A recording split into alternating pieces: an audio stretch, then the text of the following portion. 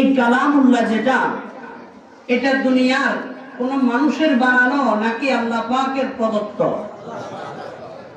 এটা আল্লাহ তাআলা দিয়েছেন। বাল হুয়া কুরআনুম মাজিদ ফি লাওহিম মাহফুজ। আল্লাহ বলেন কোরআনে মাজিদ এটার স্থান হলো লাওহে মাহফুজ। সেই লাওহে মাহফুজ থেকে আল্লাহ পাক রব্বুল আলামিন সময় সময় যতটুকু প্রয়োজন মনে করেছেন ততটুকু মুহাম্মদুর রাসূলুল্লাহ সাল্লাল্লাহু আলাইহি ওয়াসাল্লামের কাছে অবতীর্ণ করেছেন। এই অবতীর্ণ করতে সময় ব্যয় হয়েছে 23 বছর। কত বছর? 23 বছর লাগছে কোরআন দুনিয়াতে অবতীর্ণ হইতে। এই কোরআন দীর্ঘ একটা সময় ধরে আল্লাহ পাক অবতীর্ণ করেছেন। আল্লাহ ইচ্ছা করলে তো একসাথেও দিতে পারতেন। কথা বলেন, পারতেন কি পারতেন না? কিন্তু আল্লাহ দেন নাই। আল্লাহ আস্তে আস্তে কোরআন নাযিল করেছেন। আল্লাহ পাক এই কোরআনের মধ্যে কি বিধান দিয়েছেন, নাযিল যে আস্তে আস্তে করেছেন। আল্লাহ পাক রব্বুল আলামিন এই কালামে হাকিমের মধ্যে 114টা সূরা দিয়েছেন। আয়াতের সংখ্যা মশহুর কওল মতে আল্লাহ পাক 6666টা আয়াতে মুবারাকা দিয়েছেন। বলেন কতটি? 6666টি আয়াত দিয়েছেন। এই সবগুলো আয়াত আহকাম সম্বলিত না। আল্লাহ পাক রব্বুল আলামিন কোরআনের এই আয়াতগুলোর মধ্যে কিছু আয়াতে আল্লাহ জায়েজ না জায়েজের বিধান দিয়েছেন। কিছু আয়াতে আল্লাহ বান্দাকে আদেশ করেছেন, আবার কিছু আয়াতে আল্লাহ বান্দাকে নিষেধ করেছেন। আবার কিছু আয়াত আছে আল্লাহ পাক সেখানে ঘটনা বর্ণনা করেছেন। বলেন সুবহানাল্লাহ। কেন ঘটনা বর্ণনা করেছেন? ঘটনার মধ্যে শিক্ষণীয় বিষয় আছে। শিক্ষণীয় বিষয় থাকার কারণে আল্লাহ পাক রব্বুল আলামিন এই কালামে হাকিমে প্রায় 1000 ঘটনা বর্ণনা করেছেন। বলেন না সুবহানাল্লাহ। 1000 আয়াতে আল্লাহ শুধু ঘটনা বর্ণনা করেছেন। একজন কবি কোরআনের 6666টা আয়াতের মধ্যে আল্লাহ কি বলেছেন ওই মর্মে তিনি শের আকারে বলেন, হে আল্লাহর বান্দারা, আয়াতে কুরআনে কে খুব দিল খুশান্দ, আয়াতে কুরআনে কে খুব দিল খুশান্দ, শশ হাজার শশত শস্তে শশান্দ, 1000 কিসসায়ে পয়গম্বরা, 1000 ইবরতে বর কাফেরা, 1000 ওয়াদা শুধু বর মুমিনা, 1000 ওয়াইদ শুধু বর কাফেরা, 1000 আমরে আহমদ গোশদার, 1000 নাহিয়ে শুধু আজকের দেগার, 500 সে আলা নস্তু হারাম, জমে করদা কিরদেগার অন্দর কালাম, জমে করদা কিরদেগার অন্দর কালাম। 500 সে আলা নস্তু হারাম, জমে করদা কিরদেগার অন্দর কালাম। আয়াতে সদ বাহারে তাসবিহ ও দুআ, তা বদানত ই চুনি গুবতে সুদা, ষষ্ঠ শশদা আস্তে মানসুখ আজ হিসাব, না আমল দর না কোরআন না কিতাব।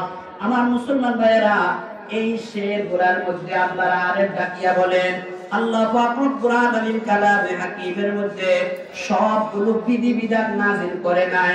আল্লাহ পাক এই কালামে হাকিমের মধ্যে কিছু ঘটনাও বর্ণনা করেছেন।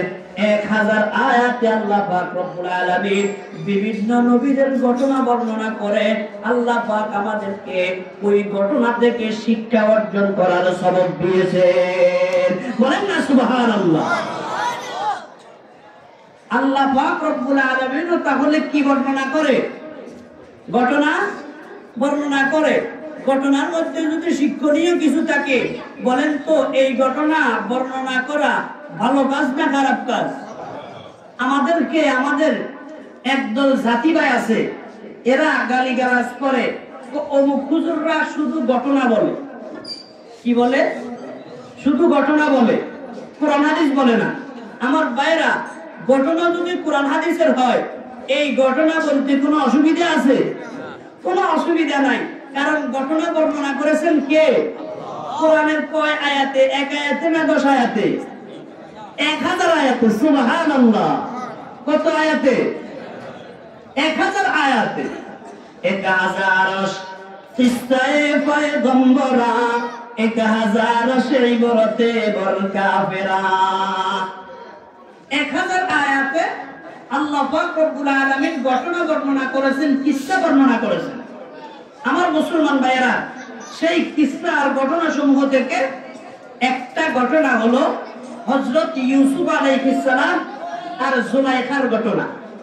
ইউসুফ আলাইহিস সালাম, জুলাইখা ও ইউসুফ আলাইহিস সালামের ভাইদেরকে কেন্দ্র করে আল্লাহ পাক রব্বুল আলামিন পবিত্র কালামের সূরা 12 নম্বর সূরা ইউসুফ থেকে শুরু করে 12 নম্বর পারার 14 নম্বর পৃষ্ঠা থেকে নিয়ে আল্লাহ 13 নম্বর পারার 7 নম্বর পৃষ্ঠা পর্যন্ত দীর্ঘ একটা সূরা আল্লাহ দিয়া উম্মতকে এখান থেকে শিক্ষা অর্জন করার জন্য আল্লাহ বলেন, লাকাদ কানা ফি কসাসিহিম ইবরাতুন লিউলিল আলবাব। হে আমার বান্দা-বান্দীরা, ইউসুফ আলাইহিস সালাম আর ওনার ভাই এবং জুলাইখার ঘটনার মধ্যে তোমাদের জন্য শিক্ষণীয় আছে। কি আছে? শিক্ষণীয় বিষয় আছে। আসুন, আল্লাহ পাক রব্বুল আলামিন হযরত ইউসুফ আলাইহিস সালামকে কেন্দ্র করে কি ঘটনা বর্ণনা করেছেন, আমি যতটুকু সম্ভব আপনাদের সামনে উপস্থাপন করার চেষ্টা করব। আল্লাহ পাক রব্বুল আলামিন যত আম্বিয়া কিরাম দুনিয়াতে পাঠাইছেন, সেই নবীদের মধ্য থেকে একজন নবীর নাম হযরতে ইব্রাহিম আলাইহিস সালাম। কি নাম? তিনি মিল্লাতা আবিকুম ইব্রাহিম, মুসলমান জাতির কি পিতা। ইব্রাহিম আলাইহিস সালামকে আল্লাহ সন্তান দিয়েছেন।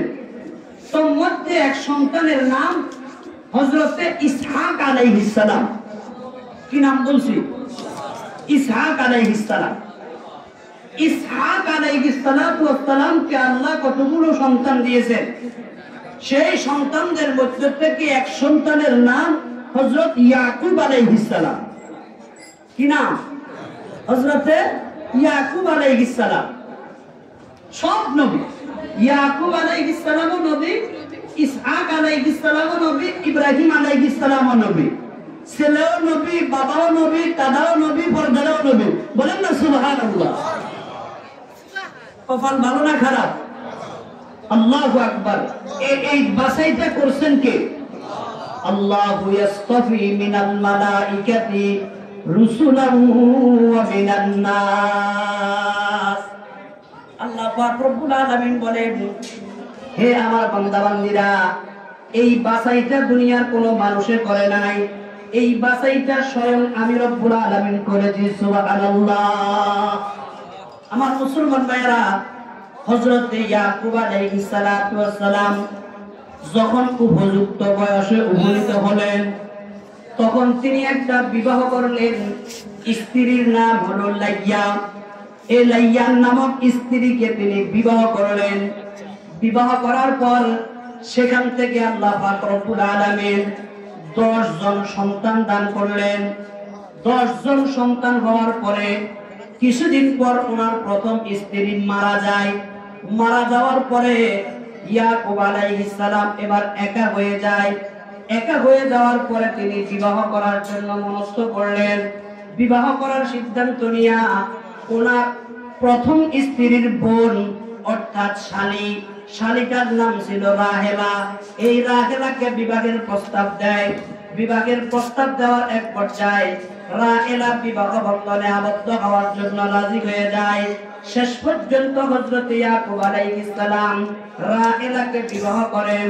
বিবাহ করার পরে আল্লাহ পাক রব্বুল আলামিন রাহেলার গর্ভ থেকে হযরত ইয়াকুব আলাইহিস সালামকে 2টা সন্তান দান করেন।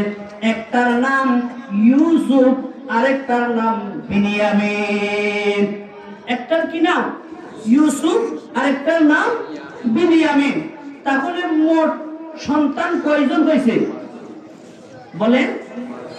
12 জন সন্তান হলো। বলেন না সুবহানাল্লাহ। আমার মুসলমান ভাইয়েরা, যখন ইউসুফ আলাইহিস সালাতু ওয়াস সালাম আস্তে আস্তে বড় হইতে আছে, আল্লাহ পাক রব্বুল আলামিন ইউসুফ আলাইহিস সালাতু ওয়াস সালামকে এমন কিছু আলাদা গুণ দিয়েছেন, আখলাকে হামিদা, আলাদা কিছু বৈশিষ্ট্য দিয়েছেন, উত্তম চরিত্র দিয়েছেন। উত্তম চরিত্রের কারণে এবং ওনার সৌন্দর্যের কারণে বাবা হযরত ইয়াকুব আলাইহিস সালাম ছেলে ইউসুফকে সব সময় কাছে কাছে রাখে। ছেলে ইউসুফকে একটু বেশি মহব্বত করে। মহব্বত করলে মানুষ কাছে রাখে না, দূরে রাখে। মহব্বতের কারণে দূরের মানুষও কাছে হয়ে যায়। কথা কোন ঠিক না বেঠি? আজ মহব্বত তলকিহা শিরি শাওয়াত, আজ মহব্বত তলকিহা শিরি শাওয়াত, ও আজ মহব্বত মিসহা জরলি শাওয়াত, আজ মহব্বত সজনা গুলশন মিশাওয়াত, বে মোহাব্বত রওজা গুলকদ মিশাওয়াত, আজ মোহাব্বত মুর্দা জিন্দা মিশাওয়াত, ওয়াজ মোহাব্বত শাহে বান্দা মিশাওয়াত। আর বেরুন রহমাতুল্লাহ আলাইহি বলেন, মোহাব্বতের কারণে দূরের মানুষও কাছে হয়ে যায়, আবার মোহাব্বত না থাকলে কাছের মানুষও দূরে হয়ে যায়। কথা কোন ঠিক না বেঠি? হযরত ইয়াকুব আলাইহিস সালাম ছেলে ইউসুফকে একটু বেশি মায়া করে, বেশি মহব্বত করে। কেন করে? তার ভিতরে গুণ আছে। প্রথম গুণ হলো তিনার ভিতরে আল্লাহ পাক রব্বুল আলামিন আলাদা কিছু সৌন্দর্য দিয়েছেন, যেই সৌন্দর্যটা অন্যান্য সন্তানের ভিতরে দেয় নাই। কি পরিমাণ সৌন্দর্য দিয়েছেন আমার মুসলমান ভাইয়েরা! কিতাবের মধ্যে লিখতেছে আল্লাহ পাক রব্বুল আলামিন সৃষ্টি জগতের মধ্যে যতগুলা সৌন্দর্য তৈরি করেছেন, কথা কোন এগুলো সুন্দর না অসুন্দর? যত মাখলুকাত আছে সুন্দর না অসুন্দর? আপনি একটা গাছের দিকে তাকান, গাছটা কে বানাইছে? এগুলো কার তৈরি? ফলক এক নগতাত কিলকে কামানাশ, जहां एक घूमचे अजबागे जमानाश, जमाले उसके हर जा जलवा करदा, जमाले उसके हर जा जलवा करदा, जमा शुकाने आलम बस्ता भरदा। मुसलमान भाईरा আমার, যতগুলো সৃষ্টিজীব দেখা যায়, একটা গাছের ভিতরে আপনি মালিককে খুঁজে পাবেন। আল্লাহু আকবার। একটা মাছের ভিতরে মালিককে খুঁজে পাওয়া যাবে কি যাবে না? কারণ এটা কার সৃষ্টি? বুর্গে দরখতানে সবজ দর নজরে হুশিয়ার, বুর্গে দরখতানে সবজ দর নজরে হুশিয়ার, হর ওয়ারতে দপ্তরে মারিফতে কিরদিগার। আমার মুসলমান ভাইয়েরা, পৃথিবীতে যত মাখলুকাত আছে সব মাখলুকাত পুরা কার তৈরি বলেন না? এই সবগুলোকে সৌন্দর্য দিয়েছেন কে? আল্লাহ পাক রব্বুল আলামিন সৌন্দর্য দিয়েছেন। আল্লাহ পাক যত সুন্দরকে তৈরি করেছেন, সুন্দর তৈরি করার পরে আল্লাহ পাক সৌন্দর্যকে দুই ভাগ করেছেন। কয় ভাগ? দুই ভাগ করেছেন। দুই ভাগ করার পরে এক ভাগ সুন্দর দিয়া আল্লাহ পাক রব্বুল আলামিন সারে আলমের সারা জাহানের চন্দ্র সূর্য গ্রহ নক্ষত্র আসমান জমিন গাছগাছালি পাক পাখালি যত রকমের মাখলুকাত আছে সমস্ত মাখলুকাতের সৌন্দর্য আল্লাহ দিয়েছেন ওই এক ভাগ সৌন্দর্যের থেকে। বলেন না সুবহানাল্লাহ। আল্লাহ রব্বুল আলামিন যত সৌন্দর্য তৈরি করেছেন এই সৌন্দর্যকে দুই ভাগ করে এক ভাগ দিয়ে গোটা কায়নাতের সবকিছু বানাইছে। আরো এক ভাগ সৌন্দর্য রয়ে গেছে না? এই এক ভাগ সৌন্দর্য দিয়া আল্লাহ পাক রব্বুল আলামিন আল্লাহর পয়গম্বর হযরত ইউসুফ আলাইহিস সালামকে তৈরি করেছেন। হুসনে ইউসুফ দমে ঈসা ইয়াদে বাইদা তারে আছ খোপা হামাতা রंग তুকো তনহা দারে মুসলমান ভাইরা আমার, এই কারণে হযরত ইউসুফ আলাইহিস সালামের সৌন্দর্য কম না বেশি ছিল? এই পরিমাণ সৌন্দর্যের অধিকারী ভাইরা সৌন্দর্য হওয়ার কারণে, ইউসুফ আলাইহিস সালাম সৌন্দর্য হওয়ার কারণে ভাইদের কাছে পছন্দনীয় নয়। ইউসুফ আলাইহিস সালামকে বাবা বেশি মহব্বত করে, এটাও ভাইদের পছন্দনীয় নয়। কারণ আল্লাহর পয়গম্বর ইয়াকুব আলাইহিস সালাম বুঝতে পারেন সন্তান ইউসুফ ভবিষ্যতে কিছু না কিছু হবে। আগ থেকে উনার জানা হয়েছে কি হয় নাই, যেহেতু উনি সাধারণ ব্যক্তি না, উনি হলেন আল্লাহর পয়গম্বর। বলেন না সুবহানাল্লাহ। নবীদের চোখের পাওয়ার আর আমাদের চোখের পাওয়ার এক না ভিন্ন? আল্লাহ পাক ওনাদেরকে নবুয়তের চশমা দিয়েছেন, আমাদেরকে তা দেয় নাই। এজন্য ওনারা যা বুঝেন আমরা তা বুঝি না। একে পুরসিদা যা গুম করতা ফরজন্দা কে আই রোশন গোহার পীরে খেরাত মন্দা জেমসে রসগোয়ে পীরা হাসানি দিয়ে চেরা দর চাহে কে না দশনা দে দে বগুফতাহওয়া লেমা বরতে জাহানস্ত বগুফতাহওয়া লেমা বরতে জাহানস্ত তমে ফায়দা ওদে গরদন লেহানস্ত গাগে বরত রেমে আলা নশীনম গাগে বর পুষতে পায়ে খুদ নবীনম গাগে বর পুষতে পায়ে খুদ নবীনম अगर दरवेश बड़ा आले बमंदे अगर दरवेश बड़ा आले बमंदे सरूदस्तग दुआ नंबर पसंदे।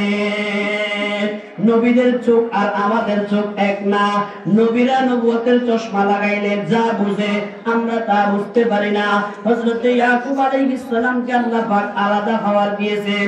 এই পাওয়ারের মাধ্যমে তিনি অনুধাবন করেছেন আমার সন্তান ইউসুফ সাধারণ কোনো ব্যক্তি না। আল্লাহ পাক রব্বুল আলামিন অচিরেই তাকে বড় ধরনের কোন দৌলত দান করবে। সুবহানাল্লাহ।